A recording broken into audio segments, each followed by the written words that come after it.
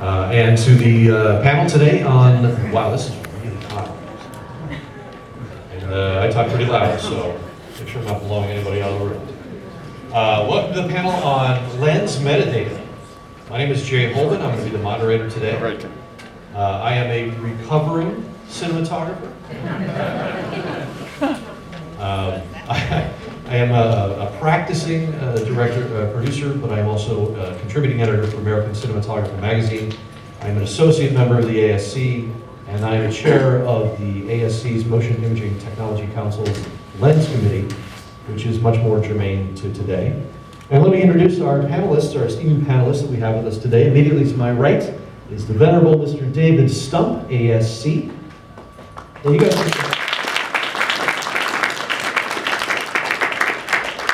there's a little low for Dave, that's good. Dave is an established and veteran cinematographer and visual effects supervisor with a resume much longer than I want to get into here, but including James Bond and wonderful other X-Men films and all sorts of amazing things that you guys have all seen. And next to him is Mr. Erik Hasen, who is the Director of Media and Technology for HBO.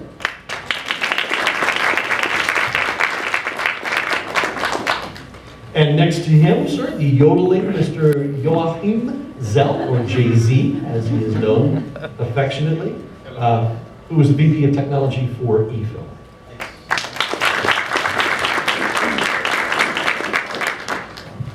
And so now you're going to listen to me for a couple of minutes, because as the chair of the ASC's Lens Committee, I have a very vested interest in lens metadata. This is a very important subject for the ASC and for the committee that I happen to be a chair of. So while this panel is called the Wild West of lens metadata, it's not really quite as much of a Wild West as you might think. There are really two standards currently in existence for lens metadata. There's the ARRI LDS system and the Cook/I system.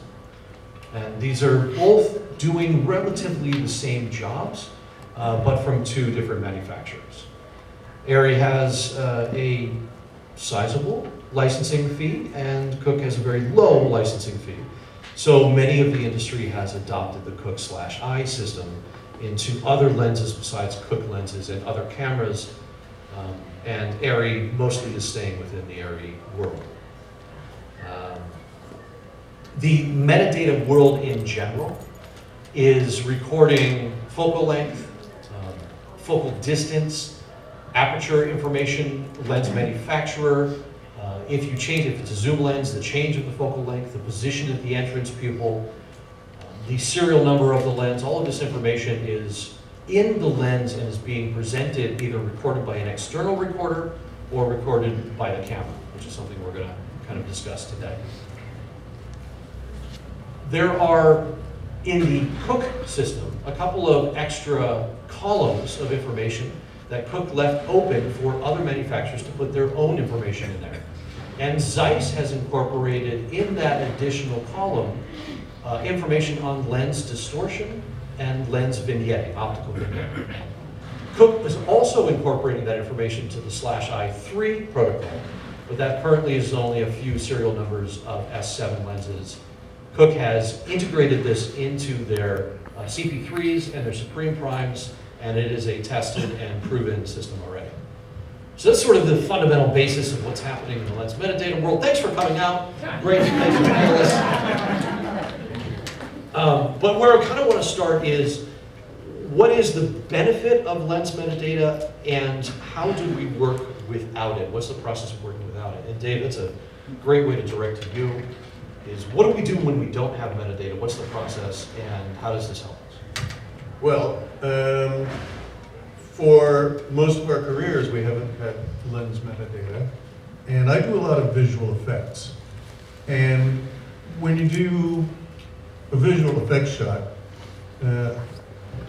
you shoot on stage with a camera that has a flat sensor, and you take spherical round lenses and you point them at a big round world, and you try to jam that onto a flat sensor. And the lens has to do some funny things to the image to get it to keep from looking distorted or bent or pin-cushioned or distorted in any number of ways. And a lot of lenses, especially wide angles, use aspheric elements. So they're doing some real voodoo to the lenses. And when we do visual effects from that photography, we have to undo all of that voodoo and turn it into, we have to normalize the photography from the lens and turn it into something that a virtual camera inside a CG system understands. And then we do the compositing onto that image, and then we redistort the lens to output it back into the timeline of the movie so that it's invisible to the rest of the film. So that reverse engineering of what the geometry of the lens is usually, I don't know, between 5 to 15% of the timeline of actually doing the visual effects shot. So if you can automate that process and make it invisible to the visual effects artists and invisible to the process, then you buy that time from the head of starting the shot. If you add that time to the end of polishing the shot, you end up with better shots in the same amount of time. So the efficiency of automating lens metadata, especially distortion and shading data, is not going to make itself readily apparent until we have it working throughout the entire workflow. But when we do, we will start saving money and saving time for later to polish the shots. Does that make sense?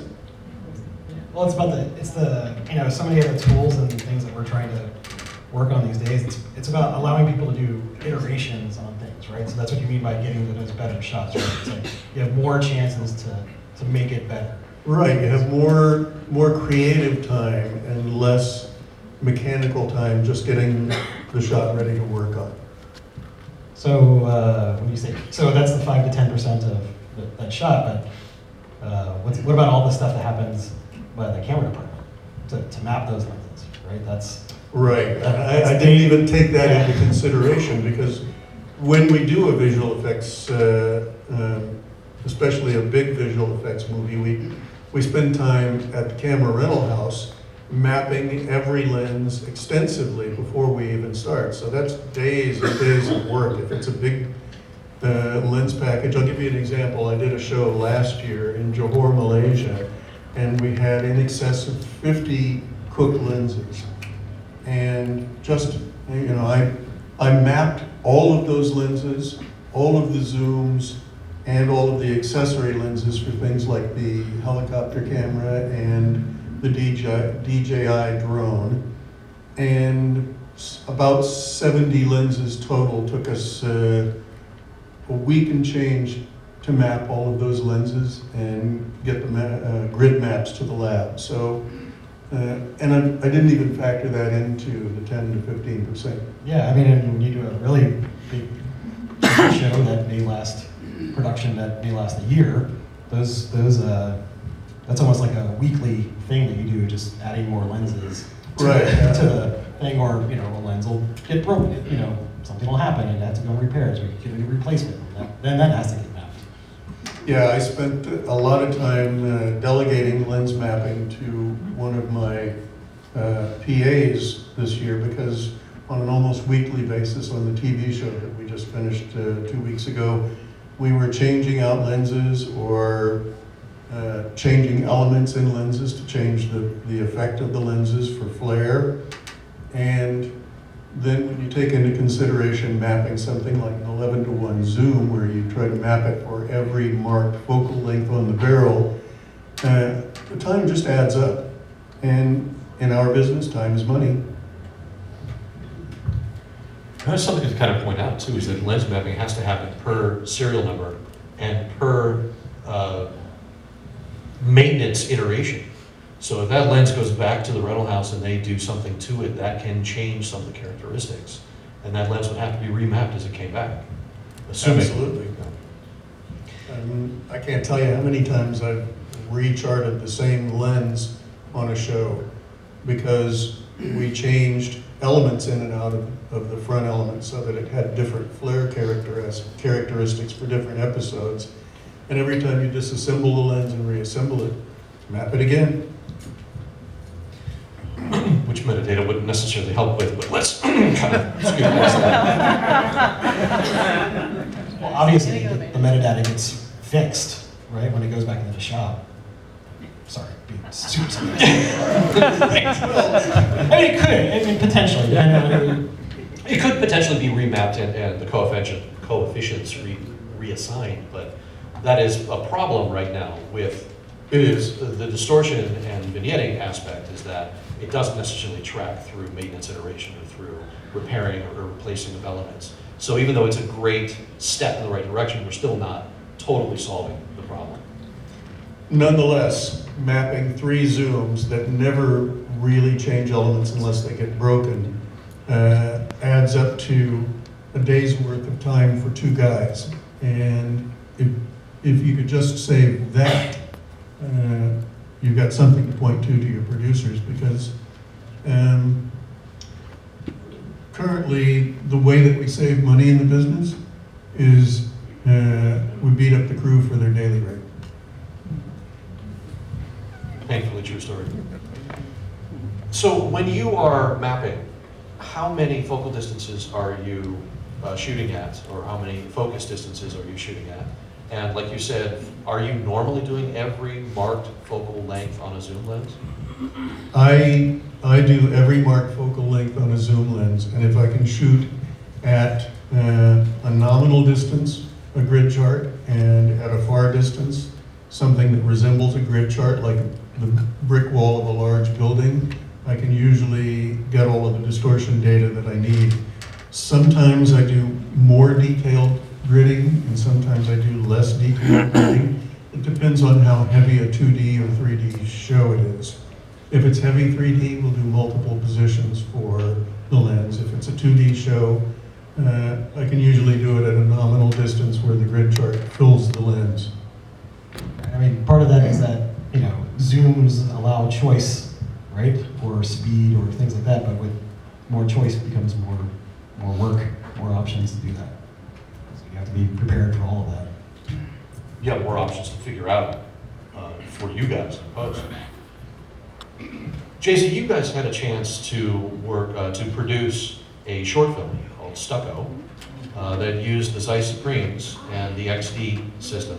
You want to speak a little bit to that particular experience and how the metadata worked for that project? Yeah, just remind me, what's the title of this panel again? The Wild West of Lens Metadata. So the main reason why I'm here is I'm wild and I'm from the West Germany. This was before the wall came down, which just last week was a jubilee, so I'm from the West. The Stucco project, it was interesting. I was just enjoying listening to my clients here. So you are all my clients via post-production. You all look good today. I want to say this as well. And so for the project Stucco, it was a Zeiss project using Zeiss lenses. It was really VFX heavy. And since we work in Hollywood at EFLIM, we have 14 theaters. We are a Deluxe company. We work on many very VFX heavy shows, and we offer the service of dailies, VFX deliverables, and the DI. And of course, every lens will have a lens grid associated to them, or as Dave just said, perhaps a couple of different versions of that lens grid. And so we know every lens personally, and it takes a lot of time to shoot the framing chart and the lens grids. And we worked on this show Stucco and never saw a lens grid because the metadata took care of all of this. And since the lens grid actually gets shot by humans and gets then distributed by humans, there's errors with uppercase and lowercase letters, and is there a dash or an underscore? So sometimes I guess lens grids get used for the wrong lens as well. Human error can settle in, but since the metadata is now locked to the lens itself and to the to the file which the camera is recording, we have a much safer way to transfer this lens distortion into post-production. So this was an eye-opener actually, that we worked on the whole show and never saw a lens grid, and when we saw the VFX shots after, it was a beautiful mapping between foreground and background. And interesting, in our business, we don't get more expensive, we get cheaper every year. Yeah, thank you, HBO, for asking us. So what we have to do is actually, we have to be more efficient. Instead of going bankrupt and driving smaller cars, we just have more shows running through the system, and we can run more shows more efficient through the system if we have this automated processes using lens metadata and be efficient, and that's one way how we can automate recurrent processes. Yeah. Thank you for being here on the Wild West panel. One of the problems, this data, actual lens metadata itself, has existed for 17 years. But we're just starting to get to a point where this is being integrated into camera systems and being integrated into post software. And that's still one of the biggest struggles that we see at the ASC, is that it's not following all the way through the pipeline. So while this metadata may be, this rich, wonderful data may be in the lens, it doesn't end up into the post hands. So there I find it interesting that nobody really feels responsible to make it a global standard. We have SEMTI, we have the EBU, we have different standards around the world, but to make this lens metadata a standard, I'm glad that we have the ASC with their technology council. No other camera guild has such a group, I think. So the ASC helps to at least point out what we have, and then vendors have to just run forward themselves and try certain versions, with the danger that it will be failing. So you talked about the array metadata and then cook and slice. It's not really the same thing. It might be the same benefit, but standardizing seems to be difficult. Yeah? When we started to work on this Stucco project with Zeiss, we had to get a phone list of vendors who may support it or not, and then do our own tests to see if it really works, what we try to do here. So standardizing it is a difficulty which we have to go through in post-production at the moment. But then that's also the fun part, to try new things and see if it works or not. Yeah. So the ASC metadata subcommittee are taking this on this year, and we've had several meetings already, including I participated via Skype at 4 o'clock in the morning with an Imago technical committee meeting that took place in Poland at CineEmerge. And we're coming to agreement that it's time to standardize lens and camera metadata in a SMPTE document. So that work is once again underway this year. So we will have it in 20 years. Well, I mean, but Dave, you started that work like 10 years ago, so maybe it's only 10. Well, I've been working on this for a long time, probably 15 to 20 years, and we had good inertia, I would say about 10 years ago, and then a number of the authors, XML experts and metadata experts that we had incorporated in the work suddenly got out of the business and just disappeared out of Hollywood. And the work kind of languished until people started taking interest in seeing it move forward again. And now we have a new set of volunteers, a new group of people who are MXF and XML experts that we can burn out and run out of town again. I say that half facetiously.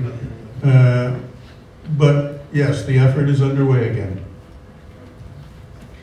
And Erik, we talked a little bit earlier that In my mind, lens metadata is what's built into the lens, and it's what's being transferred from that lens from the manufacturer and the encoders that built into the lens going through the camera, through the post pipeline.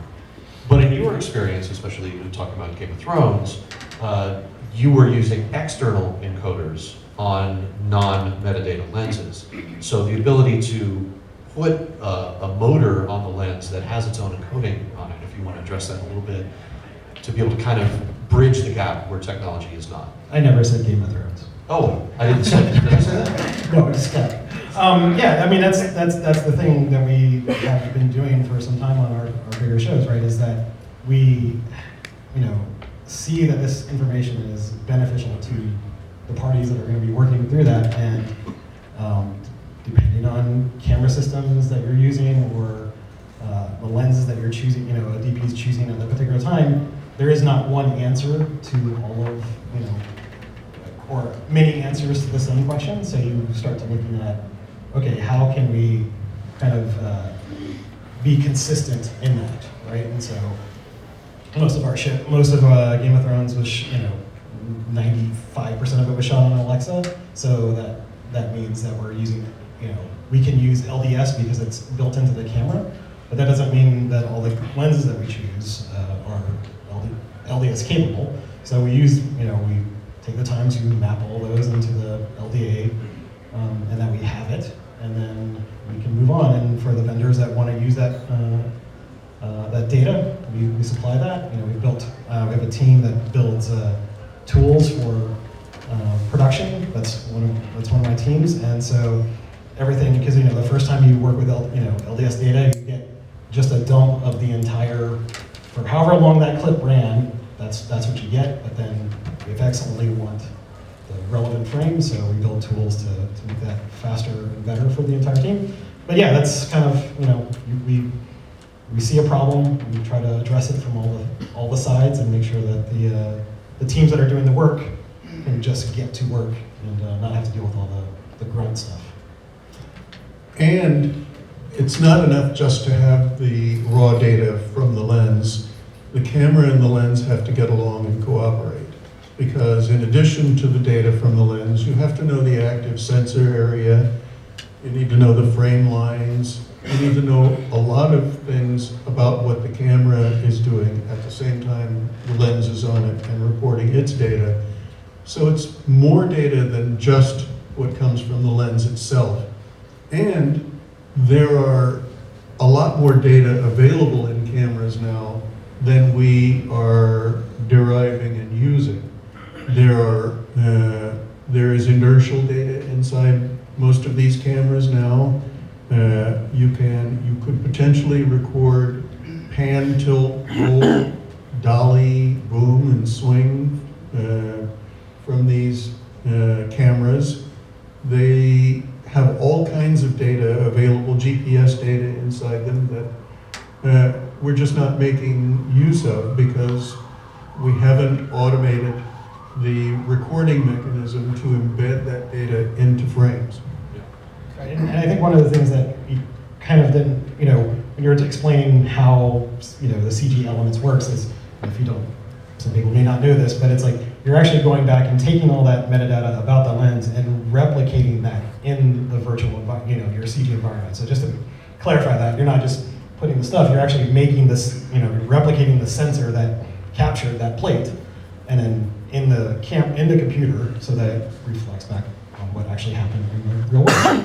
And you're replicating the optics that got the image to that sensor.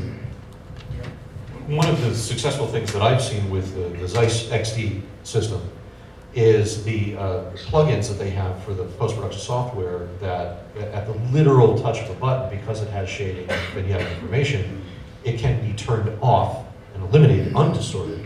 So visual effects artists can do their work and then reapply it back on to have the organic feel of the lens. That's the most amazing result of this technology that I've seen in the test that both I did with David and Chris Probst, ASC, and that I produced for Zeiss, their first demo of the CP3 on the XD technology. So seeing that works was very impressive to me. The beauty as well as using that mechanism is that you then have the working resolution distorted in the right way, because when we shoot a lens grid, there's always the question, do we deliver the lens grid in camera source resolution or in working resolution or in God knows what? And sometimes we have to re-deliver because somebody made a wrong decision at one point. But if it is in metadata, during our project, I think we were the second one after you did your project, it was amazing to see that we just pick any resolution and then the algorithm had the metadata available for that resolution and it worked. You could either undo the distortion or redo and could then compose in your nuke in any way you want to. Yeah. One of the struggles that we found, though, was at the time that we did the test, it was not integrated into any cameras yet. So they had to use the ambient locket box to record the metadata information coming from the lens. And that was recording metadata information live from the moment you plug in the lens until you unplug the lens. So there's this massive dump of data coming through that then needs a third-party plugin to connect time code from the camera to the metadata coming off of the lens. So otherwise, it's completely useless, and it's just a massive stream of data that you have no idea where you are. But the good news is that we are over it. So it's now going right. We had a Monster 2, we recorded 8K, and it was part of the R3D file, so it went right into the recording device of the camera, and now the Sony Venice supports it as well. So the next test we want to do for our next movie is use the Venice and the Red camera, and hopefully the Alexa and Canon and everybody will follow. But then there's the question again, will it be standardized? Or will it be the other format? Which format will go in there? Hopefully we all play nicely together and come to a common lens metadata format. Yeah. I think this is the first year when everybody in the manufacturing community, not just cameras, not just